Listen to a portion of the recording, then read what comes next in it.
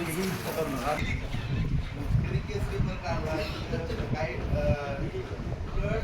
गर्दी असते माझ्या मध्ये तुम्हाला रोज 500 ते 700 पेशंट या ठिकाणी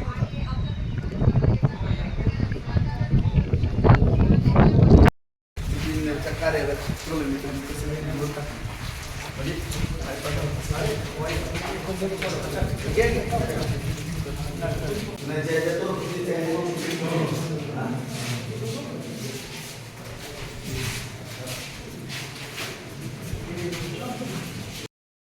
भौतिक आणि आयडेंटिफाय करून करावं लागतं आणि याच्यामध्ये नाही हे पूर्ण झालं वेळ आहे त्याला म्हणजे प्लॅनिंग होतं तुमचं म्हणजे आपलं MRI ची मशीन CT स्कॅनची मशीन त्या काय कोणी पण आहे ह्याच्यामध्ये पण CS आणि याच्यामध्ये आयचं पण केलेलं आहे भाऊ आपण आयचं डोळ्याच्या ऑपरेशनसाठी पण प्रोव्हिजन केलेली आहे त्याच्यासाठी IOT आपण वेगळे केलेली आहे ती पण तरतूद याच्यामध्ये केलेली आहे. बरं त्याच्यात आहे हो कारण तालुक्यात आपल्याकडे कुठंच नाही त्याच्यामुळे आपण ती मागे तुम्ही सजेस्ट केलं होतं ना ते IOT आपण ते करूया ते पण केलेलं आहे. लहान मुलांचं हां मुलांचं जवळपास आपण आपलं हे ग्रामीण रुग्णालय 30 खाटाचं होतं.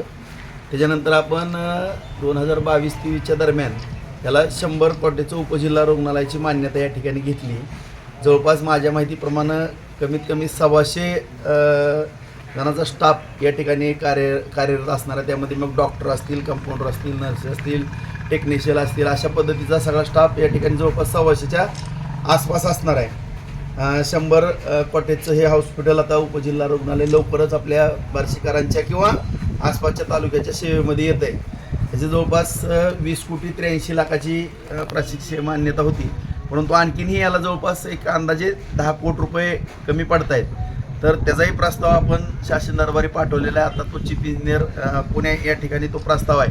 कालच मी माननीय देवेंद्र फडणवीस साहेब यांना विनंती केली की काही बाबींना पैसे कमी पडतात, जसं उदाहरण कोर्टाच्या इमारतीकरता पैसे कमी पडत आहेत. त्याचबरोबर आपल्या उपजिल्हा रुग्णालयाला एक 10 कोटी कमी पडत आहेत. परत पांगरीचं ट्रॉमा युनिट जे आहे की आता आपला 4 लेन कोणालाच आहे, आता ती फाईलसुद्धा आपली 4 लेनची पुढं जाते गडकरी साहेबांकडं.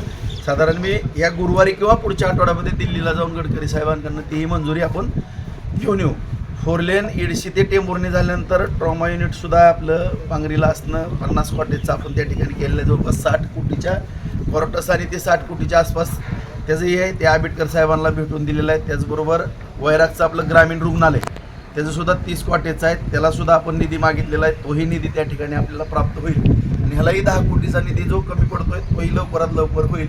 आणि माझ्या अंदाजे 6 ते 8 महिन्याच्या आत या ठिकाणी OPD 8 आहेत, ऑपरेशन थिएटरची व्यवस्था आहे.